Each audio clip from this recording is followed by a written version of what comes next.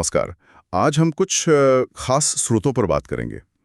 ये राष्ट्रपति ट्रंप के भारतीय आयातों पर लगाए गए भारी टैरिफ और भारत अमेरिका संबंधों पर इसके असर के बारे में है। जी तो हम देखेंगे कि अमेरिका और भारत में इस पर प्रतिक्रिया कैसी रही है और इसके बड़े मतलब क्या हो सकते हैं। बिल्कुल।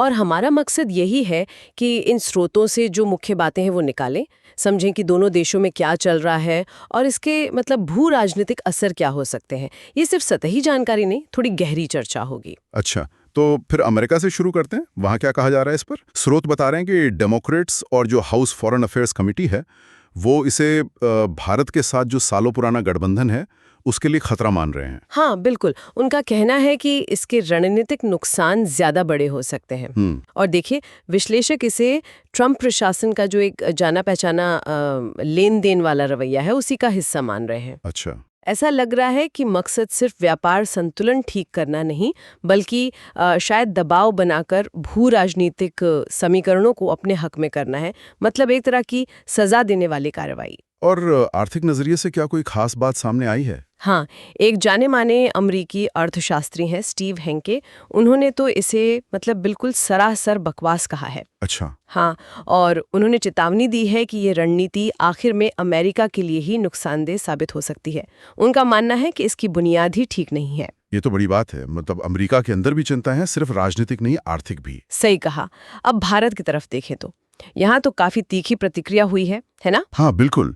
राष्ट्रवादी खेमे से और कई राजनीतिक दलों ने इसे पाखंड कहा है और कहा है कि ये जानबूझकर भारत को निशाना बनाया जा रहा है। और संयुक्त किसान मोर्चा (SKM) उन्होंने तो इसे भारतीय संप्रभुता पर एक तरह का आर्थिक प्रतिबंध ही बता दिया और विरोध की बात भी की। और दिलचस्प बात यह है कि ये प्रतिक्रिया सिर्फ एक तरफ से नहीं है। अलग अलग दलों के नेता जैसे शरद पवार का नाम आया है, उन्होंने भी इसे भारत पर दबाव की रणनीति बताते हुए राष्ट्रीय एकता की बात की है। अच्छा। हाँ, तो ये दिखाता है कि कैसे बाहरी दबाव कभी-कभी अंदरूनी तौर पर पार्टियों को करीब ला सकता है। सही बात है। और आर्थिक मोर्चे पर वहाँ क्या हलचल है? वहाँ देखिए, जो व्यापार जगत के लोग हैं वो अर्थव्यवस्था की आलोचनाओं को ज्यादा तवज्जो नहीं दे रहे हैं। अच्छा। उनका कहना है कि घरेलू मांग तो मजबूत है ही और यूरोप से भी भारतीय सामान में रुचि बढ़ रही है।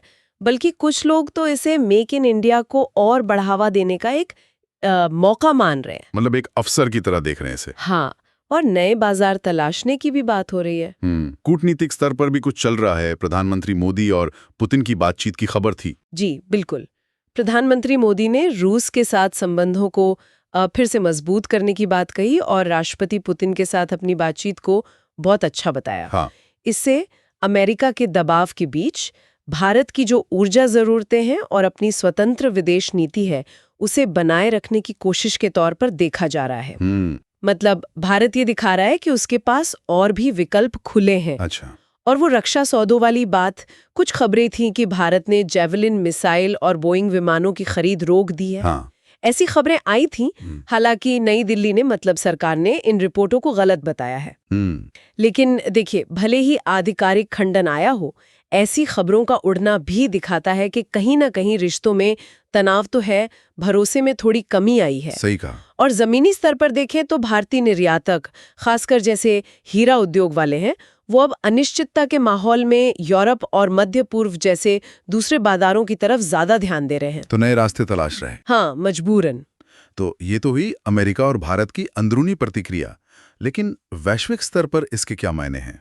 देखिए, वैश्विक स्तर पर विश्लेषकों की एक बड़ी चिंता ये है कि इस तरह के कदम भारत को कहीं चीन और रूस के और नजदीक न धकेल दें। अच्छा। अगर ऐसा होता है तो ये न सिर्फ इस क्षेत्र के शक्ति संतुलन को बदलेगा, बल्कि अमेरिका की जो अपनी इंडो पैसिफिक रणनीति है उसको भी कमजोर कर सकता है। भारत उसका एक अहम हिस्सा है। हाँ, ये तो है। और एक और बात, जब बड़े देश इस तरह से मतलब मनमाने ढंग से राजनीतिक कारणों से टैरिफ लगाने लगते हैं तो इससे पूरी जो वैश्विक व्यापार व्यवस्था है उसके नियम कायदे कमजोर होते हैं। तो कुल मिलाकर अगर देखें तो ट्रंप के इन टैरिफ्स ने वॉशिंगटन और नई दिल्ली दोनों ही जगहों पर काफी हलचल पैदा कर दी है। अमेरिका में चिंता है रणनीतिक साझेदारी को लेकर और इस कदम के पीछे के आर्थिक तर्क पर भी सवाल उठ रहे हैं। बिल्कुल। और भारत में देखें तो इसने एक तरह का राष्ट्रवादी प्रतिरोध जगाया है, राजनीतिक एकजुटता बढ़ी है, कूटनीतिक चालें चली जा रही हैं और नए व्यापारिक रास्ते खोजने की कोशिशें तेज हुई हैं। हाँ, इसका जो व्यापक असर है वो वैश्विक गठबंधनों और आर्थिक समीकरणों में बदलाव ला सकता है, खासकर तब जब भारत अमेरिकी दबाव और अपनी जो बहुध्रुवीय विदेश नीति है उसके बीच एक बहुत नाजुक संतुलन बनाने की कोशिश कर रहा है। यहाँ एक बड़ा सवाल शायद ये सोचने के लिए रह जाता है कि क्या ये घटनाक्रम वैश्विक व्यापार ने एक ऐसे स्थायी बदलाव की तरफ इशारा कर रहा है जहां आर्थिक नीतियों का इस्तेमाल भू राजनीतिक हथियार के तौर पर और ज्यादा खुलकर किया जाएगा? इस पर जरूर सोचना होगा। अगर आपको ये वीडियो पसंद आई है तो इसे ज़रूर लाइक करें, कमेंट सेक्शन में अपना ओपिनियन बताएं और चैनल को ज़रूर सब्सक्राइब करें। मिलते हैं अगली वीडियो में, तब तक के लिए नमस्कार।